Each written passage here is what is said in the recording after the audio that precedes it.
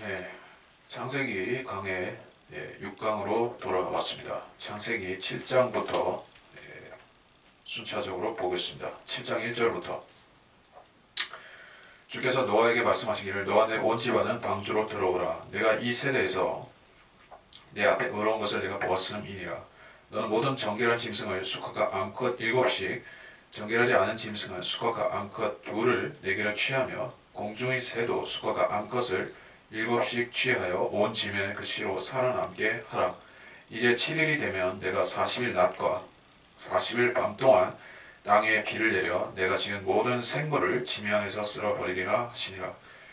노아가 주께서 자기에게 명하신 대로 모두 행하더라. 물로 인한 홍수가 땅에 있었을 때 노아는 600세라.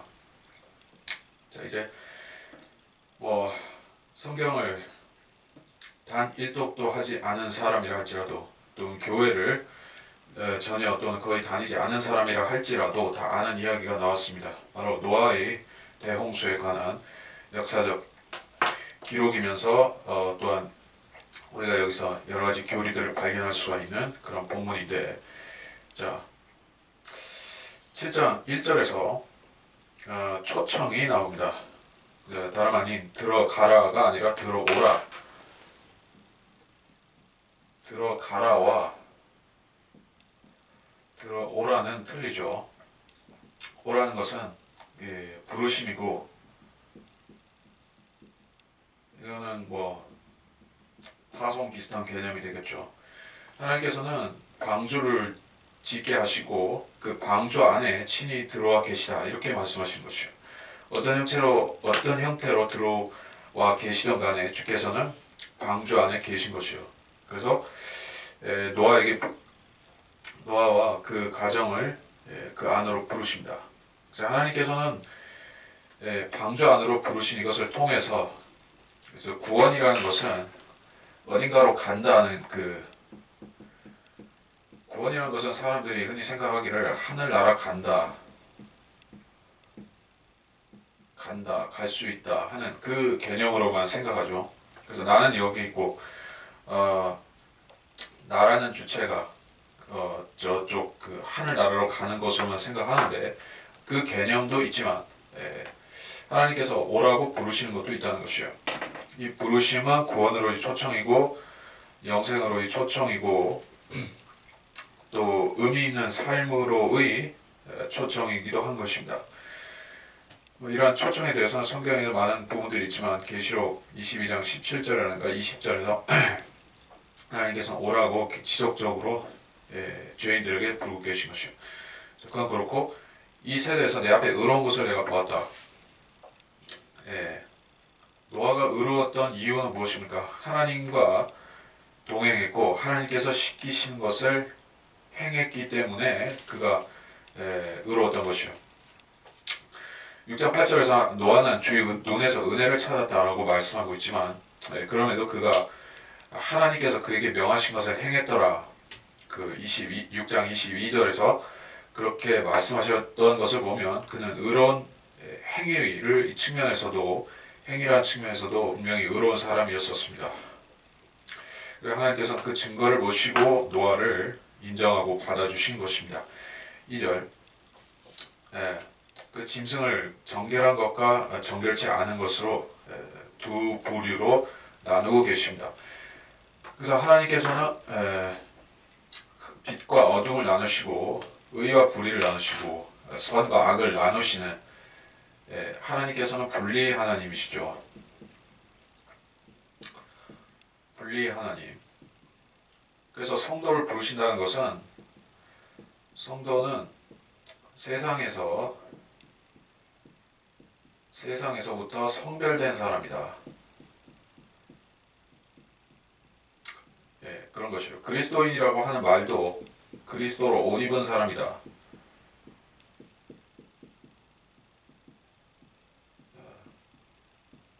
그 뜻이죠. 그렇다면 그가 이전에 입고 있었던 옷이 무엇이냐는 것이요. 기본적으로 사람 거듭나지 않았다면 죄인은 육신이라는 옷을 입고 있죠. 근데 그리스도라는 옷으로 바꿔 입었다는 것입니다. 그것이 성별입니다. 성별이라는 것은 혼합과는 틀린 것이요. 그래서 하나님께서는 모든 생물이 이제 지상에 호흡하는 생물들을 나는 새들을 포함해서 모든 생물들을 두 부류로 구분하셔서 그들이 방주로 들어오게 하셨다. 자, 4절 7일에 되면 40일 낮과 40일 밤을 비를 내린다. 7이라는 숫자가 언급되고 나서 40이라는 것이 따라서 나옵니다. 7과 40은 모두 성경적으로 깊은 의미가 있는 숫자인데 40 그리고 7이라는 숫자는 하나님의 신성을 가리키면서 또 완성을 가리키는 숫자이기도 하죠. 40이라는 숫자는 한 세대를 가리키기도 하고 그리고 이스라엘이 광야에서 40년을 방황했었던 그 기간도 그 연단의 기간을 뜻하는 숫자이죠. 자, 그래서 40일 동안 비를 내리겠다 하는 것을 7일과 7일이 되면이라는 것과 뒤이어서 나오는 것을 볼 때 우리가 민수기 13장 22절에서 25절이라든가 열왕기하 12장 1절, 8장 3절, 9절 이런 현상들을 우리가 공통적으로 살펴볼 적에 뭔가 심오한 의미가 있다는 것을 알 수 있지만 더 자세한 것은 깊은 연구가 필요할 것 같습니다. 5절 노아가 주께서 자기에게 명하신 대로 모두 행하더라. 노아가 이 짐승들을 다 잡으러 다녔던 것은 아니라는 말입니다. 그러니까 이것은 그 성경을 믿지 않는 학자들은 또 세상 사람들은 육신적인 사람들은 이것을 어떻게 그럴 수 있느냐라면서 이 창세기 기록이 진지한 역사라는 것을 부인하는 명분으로 삼는 것이죠. 그래서 노아가 그런 일을 어떻게 노아와 그 외 그의 가족들이 8명이 전체가 이 일을 어떻게 할 수 있었을까 이렇게 의심하는 것이요. 방주를 짓는 것도 어마어마한 일인데 이 짐승들을 다 불러 모았다는 것이 인력으로 되는 일은 아니죠. 당연히 하나님께서 그 짐승들을 보내주신 것입니다. 노아가 했던 것은 그 먹을 것과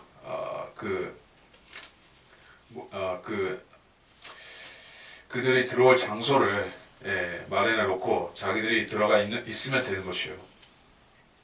7절부터 홍수의 물들 때문에 노아가 자기 아들들과 아내와 자기 아들들의 아내들과 함께 방주로 들어갔고 정결한 짐승들과 정결하지 않은 짐승들과 새들과 땅에 기는 모든 것이 수컷과 암컷 둘씩 노아에게 나와 방주로 들어갔으니 하나님께서 노아에게 명하셨던 대로더라. 7일 후에 홍수의 물들이 땅에 있었더라. 자, 정결한 짐승, 정결하지 않은 짐승 둘씩 수컷과 암컷이 들어갔습니다. 정결한 짐승은 7씩이고 정결하지 않은 짐승은 암수 한 쌍씩만 들어오게 되었습니다.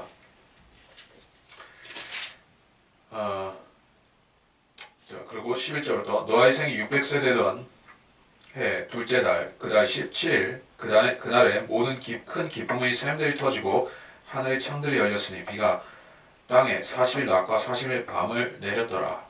같은 날 노아와 그의 아들 셈과 함과 야벳과 노아의 아내와 그 아들들의 세 아내들이 다 함께 방주로 들어가니라. 그들과 모든 짐승들이 그 종류대로 모든 가축이 그 종류대로 땅 위를 기는 모든 기어다니는 것들이 그 종류대로 모든 새 즉 각종 새가 그 종류대로 생명의 호흡이 있는 모든 육체는 조씩 노아에게 나와서 방주로 들어가니라. 들어간 것들은 모든 육체의 수컷과 암컷이라. 하나님께서 그에게 명하신 대로 들어가니 주께서 그를 안에 넣고 닫으시니라. 자, 셈과 함과 야펫 항상 그 순서가 이렇게 셈이 먼저 언급되지만 이것이 나의 서열은 아니란 얘기예요. 영적인 서열은 사실 셈이 탑이라고 말할 수가 있지만은 나중에 그것은 뒤에서 우리가 확인할 수 있지만은 그래서 중요한 순서로 말씀했다고 볼 수도 있겠죠. 셈이 먼저 등장했다는 것은 그 아들들의 세 아내들이 방주로 들어가니라. 인류가 이 그 노아의 세 아들과 그의 며느리들로부터 시작된 것입니다. 각 그 종류대로라고 말씀하는 것인데 여기서 이 종이라는 것은 그 스피시스라고 말하는 그 영어에서 스피시스라고 하는 그 생물학상에서 분류하는 그 종을 뜻하는 것이 아니라 실질적으로는 그 계열을 말하는 그 과에 말하는 것이죠. 종속, 과, 목, 강문, 계라고 하죠. 그래서 과 정도에 해당한다. 그래서 모든 종류라는 것은 그 기본적으로 그 개라고 하면은 뭐 지금의 그 지구상에는 수많은 개들이 있죠. 지금도 뭐 여러 가지 분화시켜서 그 여러 가지 혼종을 만들어내고 있죠. 개나 고양이나 이런 것들은 그 자기들의 그 종 안에서 분파들이 계속 생겨나는 것입니다. 근데 그 당시에 노아 당시에 지금과 같이 수많은 뭐 개라든지 수백 가지 개가 들어간다든지 뭐 수천 가지 뭐 고양이가 들어간다든지 이런 식으로 된 것이 아니란 얘기예요. 고양이면 고양이과, 개면은 개과의 동물 이런 식으로 큰 덩치의 부류들이 들어간 것이에요. 그래서 방주 안에 이들이 수용될 수가 있었던 것이죠. 이것도 물론 이 성경을 믿지 않는 사람들은 이것을 가지고 성경이 비과학적이라고 말할 부분입니다. 그러나 우리가 이런 식으로 이해하면 어떤 개과라든지 고양이과라든지 뭐 이런 식의 분류로 되었다고 하면 우리가 의심할 필요가 없는 것입니다. 새들도 마찬가지로 그렇습니다. 자, 그래서 여기서 들어온 동물들이 있고 언급되지 않은 동물들이 있는데 그 물과 뭇에서 양면에서 활동하는 종류가 양서류죠. 개구리. 이런 양서류는 따로 언급되지 않았고 또는 그 물 속에서도 활동할 수가 있는 종류가 파충류, 즉 도마뱀이나 이런 종류는 물 속에서도 활동을 할 수가 있습니다. 또 거북이도 그렇고 이런 종류들은 들어올 필요가 없었던 것입니다. 물 속에서도 살 수가 있기 때문에 그리고 더 의미심장한 것은 이러한 그 파충류라든지 양서류 같은 것들은 그 악령과 또 사탄과 연관이 있는 것이요. 파충류는 들어오지 않았다. 파충류는 방주에 없었다. 물론 여기에 어류는 기본적으로 그렇고 양서류도 안 들어왔습니다. 이런 것들은 전부 사탄을 대표하는 생물들이요. 하는 것들은 안 들어왔습니다. 사탄은 여러 가지 바다 짐승들의 그 상징이 되죠. 특히 고래는 더욱이 밀접하고, 그리고 개구리가 마귀와 관계가 깊고, 그리고 뭐 이 정도면 될 것 같습니다. 그런 종류들은 들어오지 않았던 것이요.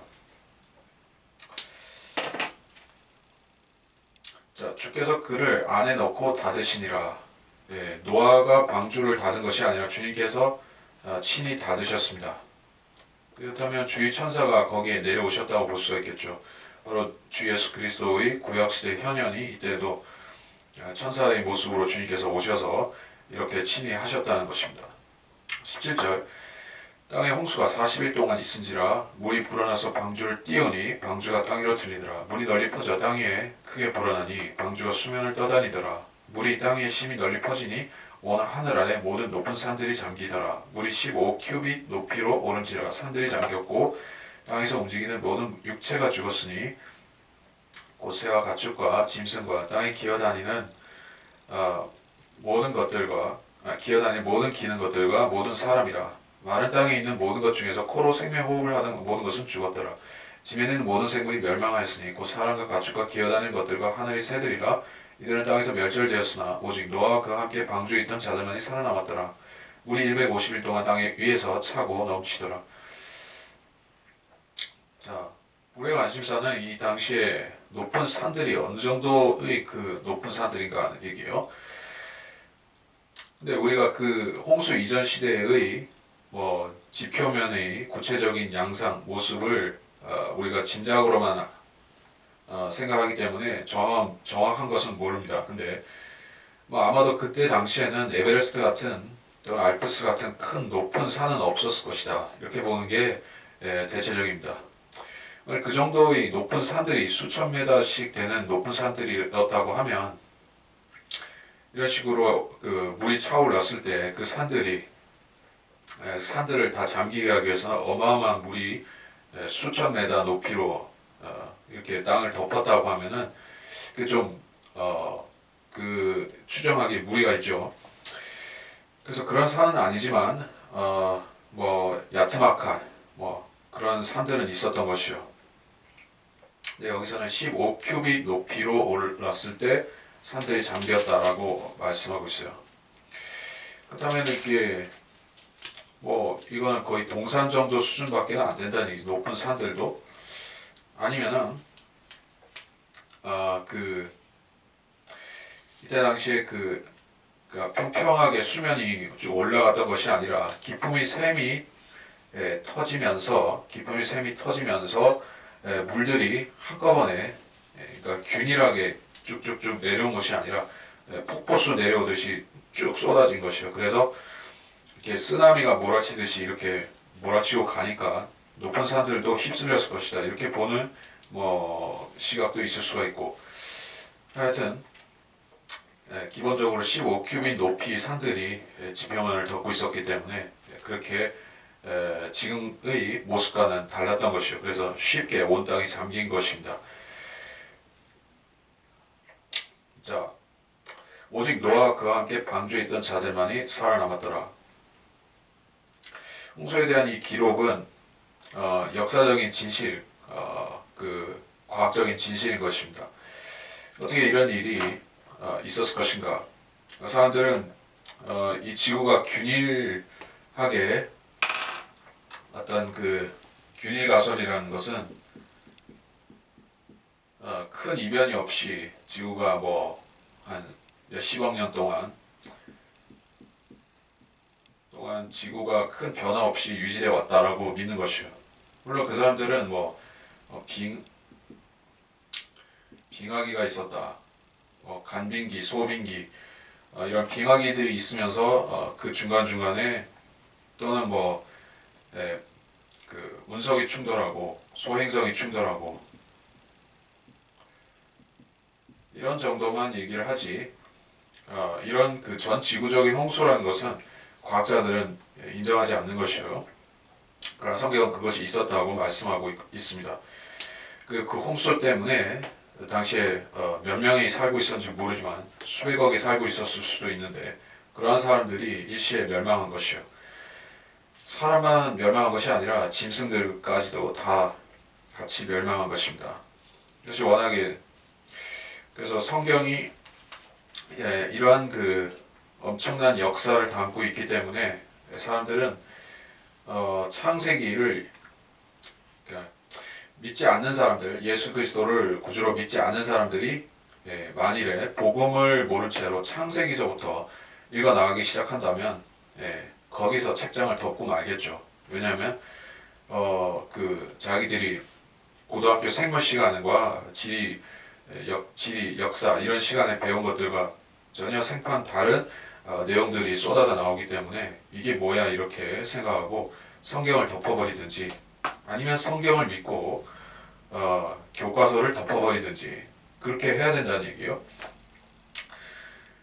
그러니까 우리가 물론 성경 통독이 중요하고 창세기서부터 통독해서 얻는 유익도 있습니다. 근데 기본적으로 성경을 전체를 읽어서 즉 통독을 해서 얻는 유익이라는 것은 그리스도인들이 즉 이미 거듭났고 어느 기초적인 구원과 은혜에 대한 기초적인 교리가 잡혀 있는 그 사람이 성경 통독을 할 때 유익을 얻는 것이지 전혀 그 바탕이 안 된 사람, 심지어 거듭나지 못한 자연인이 성경을 읽다가는 창세기부터 읽다가는 건질 게 없다는 얘기예요. 자, 그래서 그 현재 지구상의 인구가 몇 명입니까? 72억인가 73억인가 그렇게 70억이 이미 넘었죠. 이게 인구가 증가하는 속도가 점점 기하급수적으로 빨라지고 있어요. 현재 인구 증가 속도를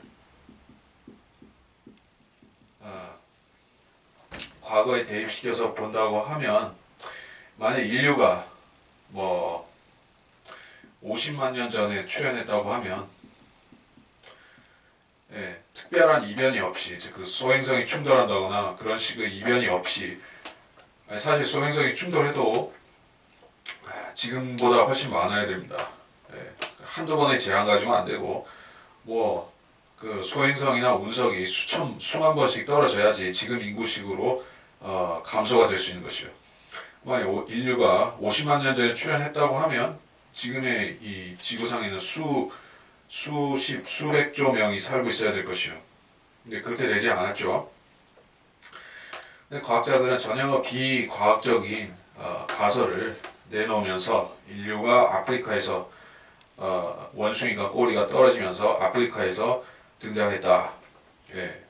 그것도 남자, 여자, 그 수컷, 암컷 이런 식의 한 쌍이 등장한 것이 아니라 다른 종류가 그러니까 그 유인원 원숭이 종류 중에서 남자는 또 다른 원숭이고 여자는 또 다른 종의 원숭이가 합쳐져 가지고 인간이 나왔다. 그래서 뭐 네안데르탈인이라는 그 인종은 현생 인류와는 다르다. 이런 식으로 거짓을 주장하고 있는 것이요. 그러한 그 거짓으로 점철된 교과서를 배운 사람들은 성경의 진리를 거부하게 되는 것입니다. 그러나 분명한 사실은 과학자들이 주장하는 것 자체가 모순 덩어리라는 것이요. 그자들이 주장하는 대로 긴 수십만 년의 역사가 인류 역사라고 하면은 지금의 그 인구라든지 지금의 세상이 지금 같지 않았을 것입니다. 자, 그래서 7장은 여기서 근데 7장에서 중요한 것을 놓칠 뻔했는데 11절에 기품의 샘들이 터졌다, 하늘의 창들이 열렸다 이렇게 말씀하고 있어요. 그 기품의 샘은 무엇이고 하늘의 창들은 또 무엇인가?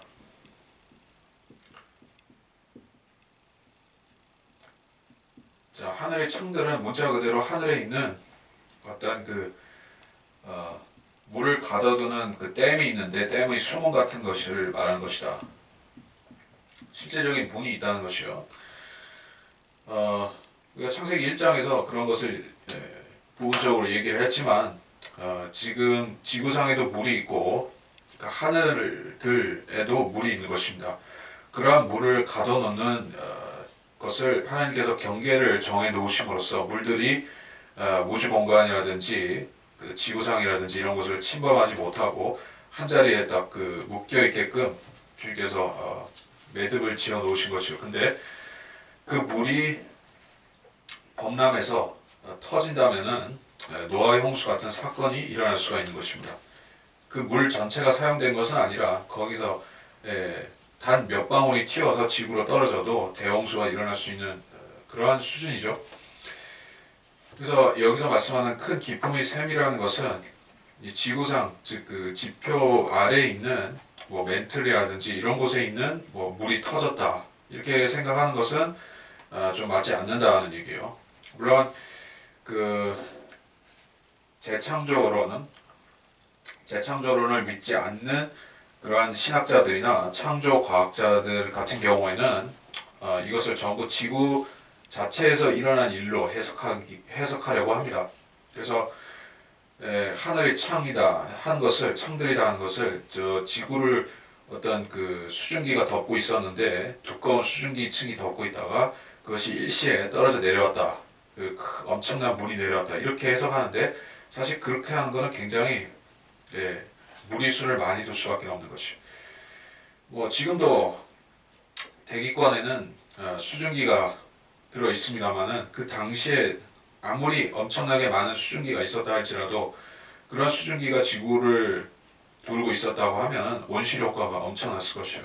완전히 그랬을 것입니다. 근데 그 홍수 이전 시대에 하고 지금하고 기후가 많이 바뀐 건 사실이에요.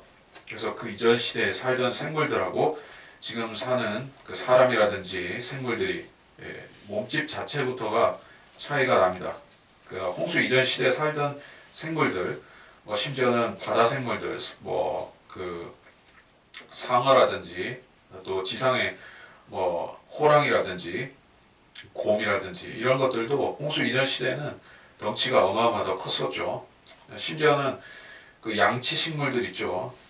그 진화론자들은 그런 시대를 잘못 나눠가지고 양치 식물들을 뭐 먼 과거로 놓고 있는데 그게 아니라 홍수 이전 시대에 이 식물들, 나무들, 풀들 이런 것들도 다 거대했었던 것이에요.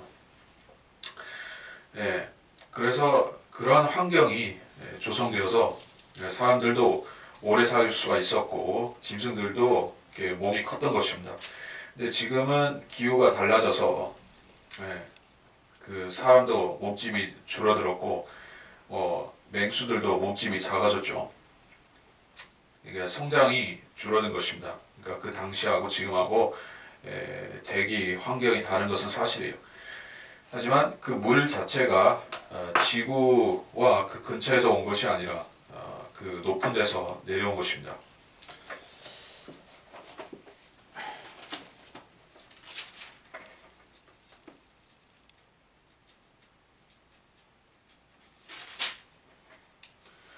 자, 하늘의 창에 대해서는 욥기에도 있지만 솔로몬의 노래 2장 9절을 잠깐 보겠습니다. 솔로몬의 노래 2장 9절. 나의 사랑하는 이는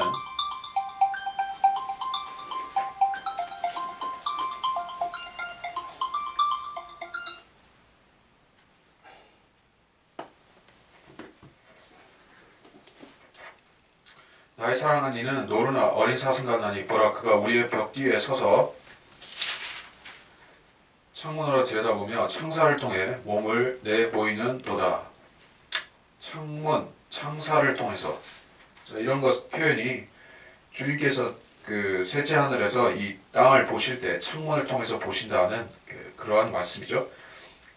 하늘에는 실제로 창이 있고 그 창은 투명한 것이요, 투명한 유리처럼 되어 있는 것입니다. 그것이 계시록에서는 이 하늘의 창들을 유리바다로 묘사하고 있어요.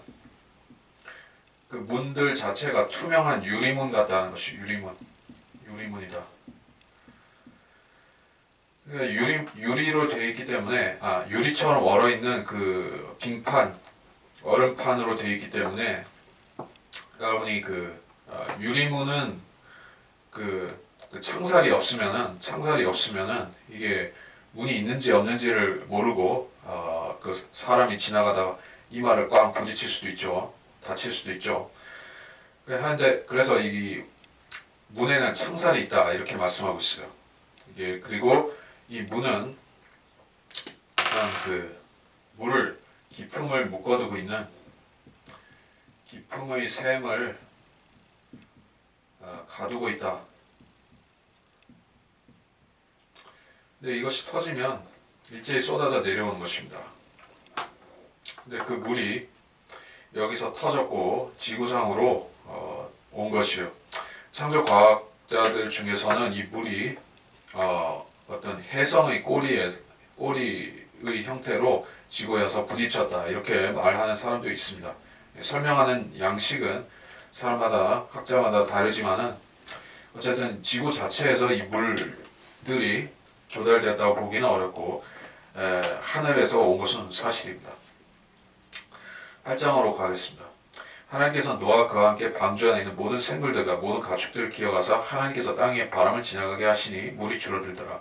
기쁨의 샘과 하늘의 창들도 닫히고 하늘에서 내리던 비도 그치니 물이 계속해서 땅에서 물러가고 150일이 지난 후에는 물이 줄어들어서 일곱째 달 그달 17일에 방주는 아라랏 산지 위에 멈췄더라. 물이 열째 달까지 계속해서 줄어들어 열째 달, 즉 그달의 첫날에 산지의 봉우리들이 보였더라.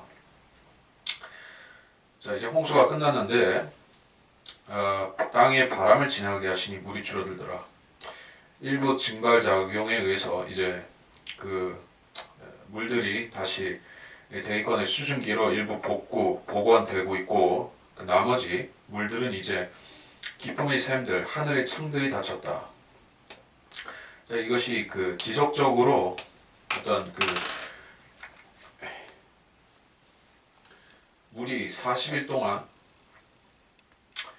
비가 40일 동안 내릴 동안에 이 기쁨의 샘이 계속 열려 있었다는 것이요. 40일 동안. 자, 그것이 닫히자 비도 그쳤고, 비가 그치니까 이제 바람이 불면서 물이 점차적으로 줄어들기 시작했습니다. 그 물은 어디로 빠졌을까요? 대양으로 내려가고, 그 일부 해안 깊은 곳으로 깊은 곳이 대양이 저장했을 수도 있지만은 더 많은 물들은 땅 밑으로 내려갔다고 보는 게 자연스럽습니다. 그래서 최근에 과학자들은 멘틀에서 큰 물을 발견했다라고 얘기를 하는데, 그것이 이때 홍수가 끝나고 지표면을 덮었던 물들이 상당 부분 땅 밑으로 내려가서 저장이 된 것이라 그렇게 보는 것이. 그리고 여기 아라랏 산지, 오늘날에도 터키 동부에 실존하는 그 산지, 이제는 현재의 지형이 나온 것입니다. 그 전에 지형하고 지금하고 좀 달라졌어요. 그래서 높은 산들이 생겼고, 이제 그 높은 산들이 봉우리를 조금씩 드러내기 시작하는 그 시점에 이제 방주가 하나님께서 인도하시는 그 산지 아라랏으로 온 것이요. 그래서 이 아라랏 산이라는 산은 그 노아가 처음 농사를 짓고 거기 산에서 살기 시작했었죠.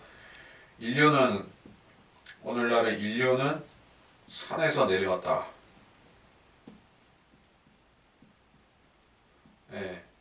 이게 성경이 가르치는 참 역사인 것입니다.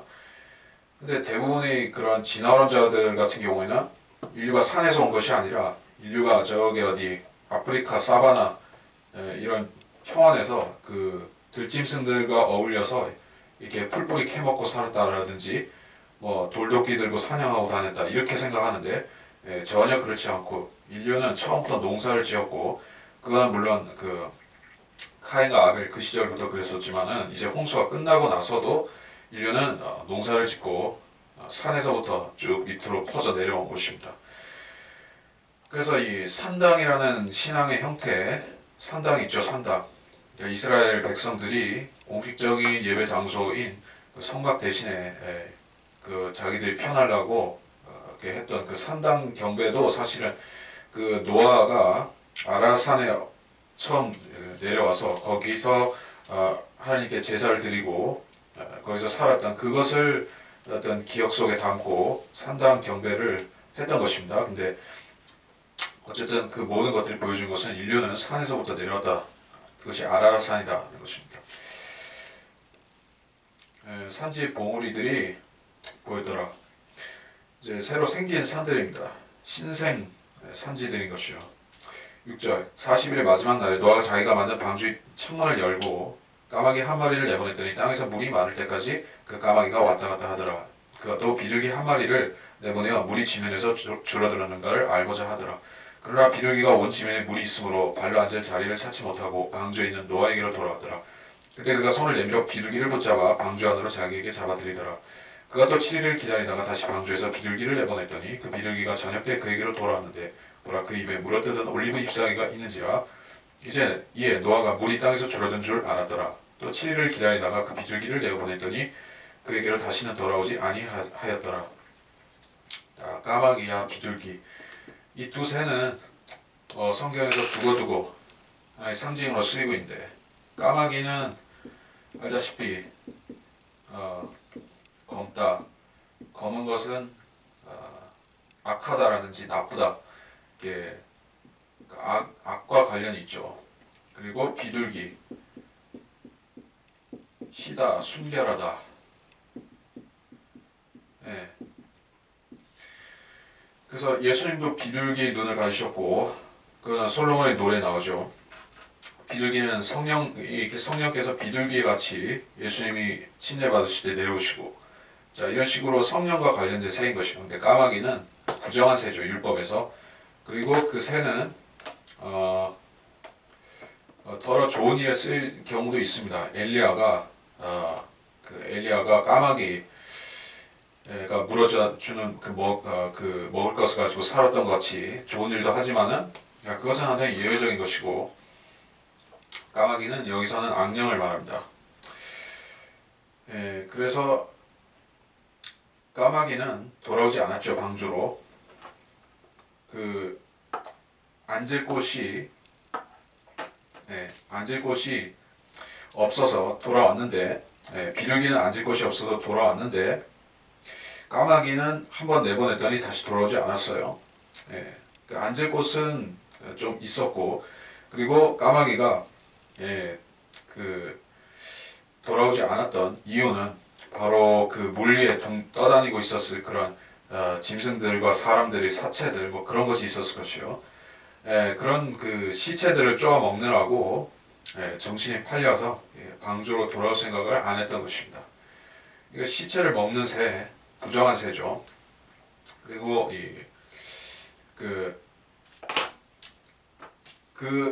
여기서 까마귀가 그래서 노아에게 있어서는 그 물이 얼마만큼 줄어드는지 알려주는 그 역할을 해야 되는데 자기 임무를 저버린 것이에요. 신실하지 못한 그런 뜻이죠. 신실하지 못하기 때문에 이것은 여기서는 악령이나 부정한 악인을 여기서는 상징하고 있는 것입니다. 그래서 여기서 비둘기는 노아에게로 돌아왔습니다. 비둘기는 깨끗한 것을 먹고 살죠. 그래서 시체를 먹을 수가 없는 것입니다. 그래서 다시 노아의 품으로 돌아왔고 7일을 기다리다가 다시 비둘기를 내보냈는데 물어뜯은 올리브 잎사귀가 있었다. 나뭇가지 같은 것이 아니라 잎사귀가 있는데, 그래서 올리브 자체가 성령과 밀접하죠. 올리브나무는 생명나무와 밀접하거나 그 자체를 가리키고, 또 그 올리브 기름은 이 성령의 기름 부음과 관련이 되죠. 그래서 성령과 관련되는 비둘기, 또 성령과 관련되는 올리브나무, 올리브 잎사귀, 강한 상징성이 있는 것이죠. 그래서 이제 노아는 물이 어느 정도 줄어서 나무가 조금씩 자랄 정도가 되었다는 것을 알았습니다. 그래서 또 7일을 기다리다 비둘기를 내보냈더니 이제 돌아오지 않았습니다. 자, 13절 601년 첫째 달 그날의 첫날에 물이 땅에서 마른지라 노아가 방주의 덮개를 치우고 보니 보라 지면이 말랐더라. 둘째 달 그 달의 27일에 땅이 말랐더라. 그러므로 하나님께서 노아에게 이를 말씀하시기를 너는 내 아내와 내 아들들과 내 아들들의 아내들과 함께 방주에서 나가서 너와 함께한 모든 육체의 생물들 즉 새와 가축과 땅에 기어다니는 모든 것들을 이끌어내라. 그들이 땅에서 풍성히 생육하고 다산하며 땅에서 번성하리라 하시더라. 노아가 자기 아들들과 자기 아내와 자기 아들들의 아내들과 함께 나가고 모든 짐승과 모든 기어다니는 것들과 모든 새와 땅에서 기는 것은 무엇이나 그 종류대로 방주에서 나갔더라.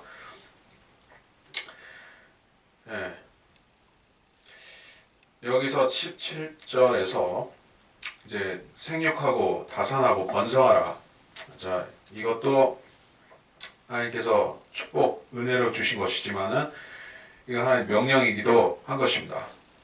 그래서 그 노아의 홍수가 있었던 이래로 하나님께서는 이 명령, 이 계명을 준수하시기 위해서 이 같은 홍수를 또는 어떤 그 재앙을 다시 허용하지 않고 세상을 유지시켜 주신 것이요.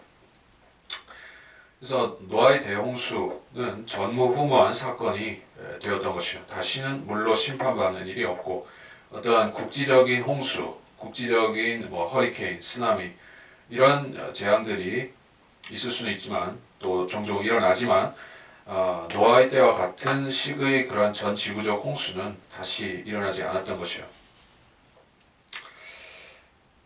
자, 그래서 인간이 여전히 모든 생물들을 지상 생물들을 책임지는 하나의 주인 역할, 왕의 역할을 하고 있는 것이요. 노아가 이 땅을 다스리고 정복하는 그러한 그 군주의 지위를 받았었죠. 즉 그것이 또는 그것이 메시아 또는 그리스도의 역할이기도 한 것입니다. 근데 인간이 타락했고 또 인간의 타락 때문에 생물들이 망했을지언정 하나님께서는 인간이 세상을 주관하게 한다는 그 뜻에 대해서는 아직 취소를 안 하신 것입니다. 결국 그것은 그 인간에게 이 세상을 위임하시는 그 위임권은 결국 그리스도 인간의 모습으로 이 땅에 오셨고 다시 오실 인자이신 그리스도에게까지 계승이 되고 취소되지 않을 것이요. 그래서 소위 그 뭐 헐리우드나 이런 데서 디스토피아 영화다 또는 그 아포칼립스 뭐 영화다 이런 식으로 인류가 다 멸망하고 또는 뭐 인류가 다 좀비가 돼버리고 이런 세상은 오지 않게 된 것입니다. 왜냐하면 하나님께서는 인간을 이 지상에 지으신 이래로 인간들을 없애고 다른 존재를 안 두시기 때문에 그렇습니다. 자, 20절 노아가 주께 제단을 쌓고 모든 정결한 짐승과 모든 정결한 새 가운데서 취하여 제단의 번제를 드리더라. 주께서 그 향기를 맡으시고 주께서 그 마음속으로 말씀하시기를 내가 다시는 사람으로 인해 땅을 저주하지 않으리니 이는 사람의 마음의 상상이 어려서부터 악함이라. 내가 다시는 내가 행한 것과 같이 살아있는 것 모든 것을 죽이지 아니하리라. 땅이 있는 동안에는 씨 뿌리는 시기와 추수하는 시기와 추위와 더위와 여름과 겨울과 낮과 밤이 그치지 아니하리라 하시더라. 자, 이제 그 정결한 짐승, 정결한 새가 왜 7씩 필요했었는지 우리가 조금 알 수가 있어요. 여기서 제사를 드리는 제물용으로 정결한 짐승이 사용되기 때문에 더 많이 필요하다는 것입니다. 그리고 노아는 어디서 제사를 지냈습니까? 방주에서 내려오자마자 거기서 돌로 제단을 차려놓고 쌓고 산 위에서 제사를 드렸던 것이요. 그것이 소위 아까 얘기했지만 산당, 영어에서는 high places라고 하는 그 산당의 기원이 바로 여기서 나오는 것입니다. 산당은 오래된 종교 형태 중에 하나이죠. 한민족도, 한국 민족도 그와 유사한 것을 간직하고 있습니다. 그래서 선앙당 이것은 하나의 무속화되고 변질된 것이지만은 원래 오리지널 우리 그 어쩌면 한민족의 조상들도 높은 산들 위에서 하나님께 제사를 드렸던 그런 시절이 과거에 있었을 것이요. 지금은 그것이 다 타락해 버렸지만 과거에는 그랬었습니다. 노아가 그러한 그 산당 경배를 시작한 원조가 되는 것입니다.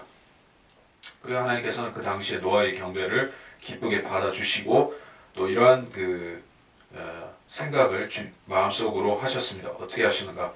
사람을 인해 땅을 저주하지 않는다. 땅과 거기 속한 것들을 사람 때문에 저주하지는 않겠다. 저주한다는 것은 하나님이 저주라는 것은 다 멸망시키는 걸 말합니다. 땅을 완전히 멸망시키는 일을 하지 않겠다라고 하셨습니다. 그런데 부분적으로는 망할 수가 있어요. 대환란 때도 바다가 부분적으로 재앙을 당하고 부분적으로 망하게 되지만은 전체 생물이 다 죽지는 않는다는 얘기죠. 그런 일은 주님께서 안 하겠다고 생각하신 것입니다. 왜 하나님께서 그런 결심을 하셨는가? 사람의 마음의 상상이 어려서부터 악하다.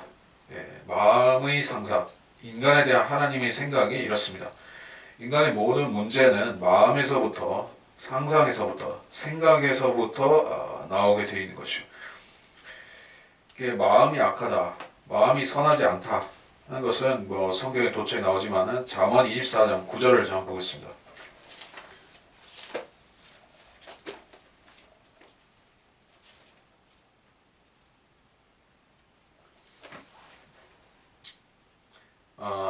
잠언 24장 9절 어리석은 생각은 죄요 조롱하는 자는 사람들에게 가증하니라. 생각은 그 일반적으로 사람들이 생각할 때 내가 아직 그 어떤 그 행위를 짓지 않았다면은 행동으로 안 옮겼다고 하면은 생각은 자유다라고 생각하죠. 내가 무슨 악한 생각을 할지라도 아직 행동으로 옮겨지지 않았으니까 하나님께서 설마 그런 것까지 죄라고 하시겠는가? 근데 성경에서는 쓸데없는 생각, 어리석은 생각, 우둔한 생각 그것도 죄라고 하셨어요. 얼마나 인간들은 그 어리석은 생각, 공상, 망상, 허상 이런 것들을 예, 많이 하는 것이요. 그래서 그런 어리석은 생각을 많이 하는 사람들은 예, 행동으로 옮기지 않고 생각만 하는 사람들은 오히려 자신들이 더 의롭다고 생각하는 것입니다. 근데 하나님께서는 마음의 상상부터를 따지시는데 그것이 어른이 돼서부터 악하다 하지 않으셨고 어려서부터 악하다라고 하신 것입니다. 어려서부터 어느 정도 어려서부터인가 인간이 선악을 알게 되는 그러한 지식이 인간에게 형성되는 그 순간에서부터 인간은 마음은 지옥이 되는 것이요. 그래서 하나님께서는 그러한 인간을 다루시기 위해서 여러 가지 수단, 율법이라든지 또는 율법이 없는 사람에게는 양심을 주시고 또 지금의 시대에는 구원을 받은 사람의 경우에는 성령께서 관장해 주시고 이렇게 여러 가지 이 마음을 제어하고 다스릴 수 있게끔 주님께서 방편을 주시죠. 그럼에도 불구하고 이 마음은 모든 인생에서 모든 악을 쏟아내는 원천이라서 참으로 골칫거리인 것입니다. 그래서 우리가 구원을 받고 진리의 지식에 이르고 이 지상 생애를 성령을 안에서 살아간다 할지라도 마음은 우리에게 골칫거리다. 그래서 어떻게 할 수가 없는 부분이기 때문에 완전히 인간이 그리스도의 몸으로 다시 빚어지기 전까지는 즉 부활하기 전까지는 어떻게 할 수가 없는 부분이라서 하나님께서 이것 때문에 세상을 멸하지는 않으신다는 것입니다. 그리고 22절 땅이 있는 동안에는 춘하 추동이 계속 있을 것이다 말씀하고 있어요. 그러니까 뭐 지금은 그 홍수 이후의 시대에는 그 적도와 북극과 이런 기후가 완전히 극과 극으로 되었죠. 극지방은 얼어 죽게 되고 이게 그 적도 근처에는 사람들이 너무 더워서 벗고 다니고 그런 세상이 되었는데 홍수 이전에는 딱히 그런 게 아니었다는 얘기예요. 다 선선한 기후에서 큰 차이가 없었는데 이제 홍수 이후 시대에는 이제 춘하 추동이라는 것이 더 확실하게 구분이 되어서 지금 이 시대까지 온 것이요. 그래서 시기는 넷이 있는데 씨 뿌리는 시기, 즉 봄이 있고 추수 시기, 가을 있고 여름, 겨울이 있습니다. 그 추위, 더위라는 그 기온에 대한 언급이 나왔는데 이런 그 추위와 더위라는 것은 홍수 이전 시대에는 좀 익숙지 않은 개념이었었죠. 그때는 그렇게 춥지도 않았고 덥지도 않았기 때문에 땅에서 수증기가 올라오면서 안개 같은 것이 올라오면서 사람들을 적당한 환경에서 살게끔 항상성을 유지를 시켜줬는데 이제 그 기후가 확 바뀌면서 지금처럼 극지방도 생기고 열대 지방도 생기고 그리고 지금 한국 사람들은 지금 그 딱 그 중간 지점에 걸쳐서 살고 있어서 봄, 여름, 가을, 겨울이 확실한 기후에서 살고 있죠. 그러니까 이 22절 말씀이 가장 잘 적용되는 부류의 사람이 적도에 살지도 않고 극지방에 살지도 않는 한국 사람들 같은 경우에 이 구절에 잘 적용을 받겠죠. 그래서 이런 조건은 어디까지인가? 땅이 있는 동안에는 그렇게 된다고 했어요. 땅이 있는 동안에는 이 봄, 여름, 가을, 겨울이라는 이런 시기 자체는 없어지지 않을 것이다. 이것은 그 천년왕국 때까지도 쭉 간다는 얘기예요. 천년왕국 때 간다고 해서 뭐 이 그 여름과 겨울이 싹 없어진다든가 이렇게는 안 된다는 얘기예요. 이미 만들어진 이런 이미 들어온 개념은 쉽게 없어지지 않습니다. 그래서 이번 시간 강의는 짧지만 여기서 마치도록 하겠습니다. 그리고 홍수에 대해서 여러분이 궁금하고 의문이 있고 이런 부분들이 있다면은 여러분이 그 창조과학에서 나오는 뭐 여러 가지 책들도 있겠지만은 뭐 과학과 철학이라든지 그것은 그 피터 라크만 박사가 쓴 책이죠. 그리고 뭐 그 성경과 과학에 대해서 또 진화론에 대해서 진화론자 친구들에게라는 책도 있고 그래서 그 진화론에 관련된 책들을 보시면 많이 반박이 되어 있습니다. 그러니까 이런 것들을 연구한 사람들이 많이 있지만은 우리가 확실하게 한 가지만 짚고 넘어가서 확실하게 우리 마음속에 담고 있을 필요가 있다는 것은 무엇이냐면 이 노아의 홍수는 실제 사건이라는 것입니다. 어떤 교훈을 주기 위해서 꾸며낸 이야기가 아니라는 것입니다. 이 사건이 실제 있었기 때문에 이후에 있은 모든 성경의 사건들이 진실이 되는 것입니다.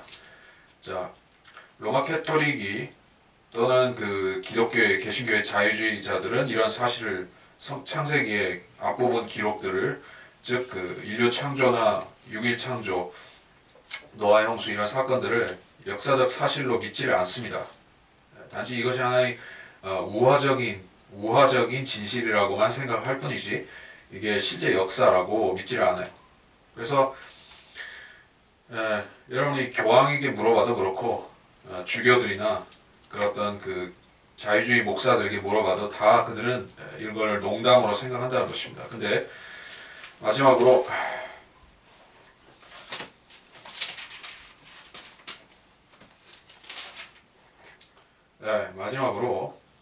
우리가 그 우주적 홍수에 대한 말씀을 보면서 이 시간을 마치겠습니다.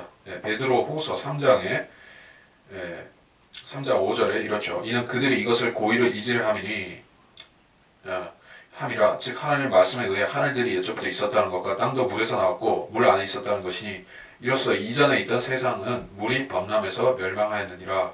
그러나 현재 있는 하늘들과 땅은 그 동일한 말씀으로 보존되어 있으되 경건치 아니한 자들의 심판과 멸망의 날에 불사르려고 간수되어진 것이니라. 우주적인 홍수가 있었는데 하나님께서는 이거를 그 인간들이 잊어버리지 말라고 이렇게 베드로후서에 집어넣어 놓으신 것이요. 우주적인 홍수를 믿을 수 있는 사람은 노아의 홍수 정도는 쉽게 믿을 수가 있죠.